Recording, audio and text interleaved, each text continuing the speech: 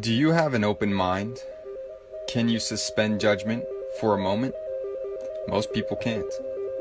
But what if your job depends on it? What if the freedom to hug people depends on it? What if your life depends on it? Here's a new theory. First, consider that we live in a world where everything is toxic. The soil, the water, the air, our food, even our medicines are toxic. Even stress can be toxic. Now imagine that all these toxins are poisonous to us on a cellular level. Imagine that our cells have a defense and respond to this situation. Poisoned genetic material, either RNA or DNA, is packaged up and sent out of the cell in tiny balls of protein. Let's call these balls of genetic material exosomes. Let's imagine that exosomes can act as messages to alert other cells of a particular poison, and so all throughout the body, more and more cells package up the poisoned material and release it. Also, at certain times of the year due to temperature cycles, humans tend to purge a high number of these poisoned genetic materials out of the body, resulting in symptoms of illness. These exosomes neither cause illness nor are they infectious, though they do appear to spread throughout the body. Now, that's exosome theory. Let's move on to the established theory of viruses. Viruses are generally regarded as not alive. They have no cellular structure and do not reproduce on their own, though we do have trillions of them inside our bodies. They are tiny bits of genetic material, either RNA or DNA, packaged in tiny protein balls that appear to exit and enter cells. Sound familiar? We believe that some of these entities are infectious and pathogenic, transmitting amongst humans and reproducing inside our bodies, causing illness and death.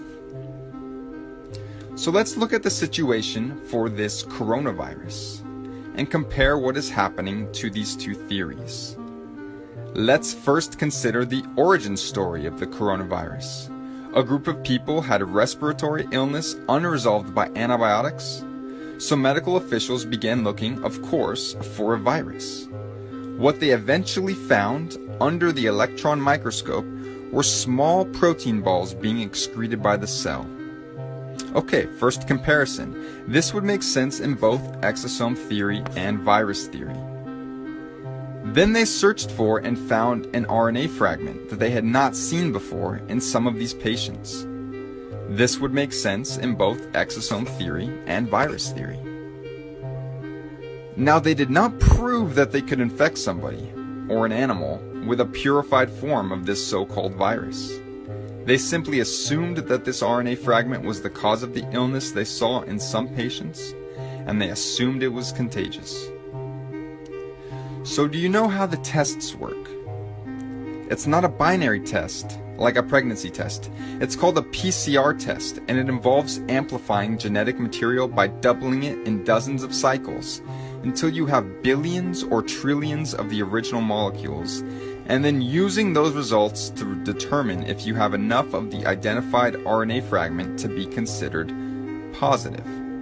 Here's the thing. At a certain point of amplification, every single person would test positive.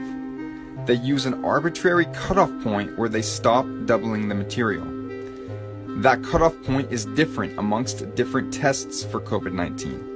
In fact, there were 10 different cutoff points amongst 33 tests approved by the FDA. Seems a little strange, right? You might find it interesting that the Nobel Prize winning inventor of the test did not believe it should be used to diagnose infectious illness. And perhaps you've heard about some of the problems with the test, such as the high rate of false positives. But in any case, let's say that after 37 times of doubling a specific genetic material they found in your body, they determine that you have enough of the RNA they are looking for to be considered positive. This could make sense in both exosome theory and virus theory. But clearly there are clusters of people getting ill. Look at New York City. It must be a virus. However, if you are being poisoned by something in your environment, it's likely people near you are too. And if we commonly purge these poisons during specific times of the year, many people may have symptoms of illness all at once. This fits either theory. Now, here's where things get interesting. Let's go to the Diamond Princess cruise ship situation. Did you know that people who were bunked together for days had conflicting positive and negative tests? How could one person have this highly infectious illness but not transmit it to somebody bunking with them for days? This would make sense in exosome theory, where the balls of RNA are not contagious, but it would not make sense for virus theory, where the balls of RNA are supposed to be highly infectious. Let's take a look at the first case of transmission in Illinois. A woman traveled to Wuhan, came back, and both she and her chronically ill husband ended up testing positive. Medical authorities then tracked over 300 people who had had close contact with them to see who acquired the virus. And guess what? 0 positives. This again would make sense in exosome theory, since exosomes are not contagious. But it would not make sense for virus theory, where this is supposed to be an infectious virus. In fact, do you know that there are many documented cases all around the world of patients testing positive for this RNA fragment with no relevant travel history and no known possible contact with somebody who was infected? These were people in the middle of nowhere, early on in this whole crisis, who suddenly were testing positive. This would make sense, again, in exosome theory, where the RNA is being produced as an immune response within our cells. But it would not make sense for virus theory, where you are supposed to have had contact with somebody with the virus. What about the high levels of people testing positive who don't get sick? In fact, 80% of people testing positive are either asymptomatic or have slight cold symptoms. Why? This would make sense in exosome theory, since the RNA fragments are not the cause of the illness. But it would not make sense for virus theory, where this virus is supposed to cause the illness. Things get even stranger. Did you know that some people go from testing positive to testing negative to testing positive again in a matter of days? And that would make sense for exosome theory, where perhaps the cells are simply releasing more or less of these exosomes depending on certain conditions. But it doesn't make sense in virus theory, where you are supposedly infected until you have rid yourself of the virus. So which of these theories seems more likely to you? What if you heard that there are virologists who believe that viruses are actually exosomes? What if I told you that doctors and other scientific experts also believe this?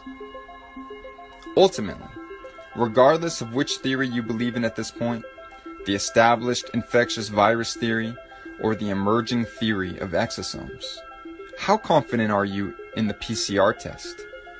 Are you really interested in having your life hinge on the results you get from this potentially meaningless test? Do you want your loved ones tested? Do you want to be tested? Or shall we perhaps refuse the test?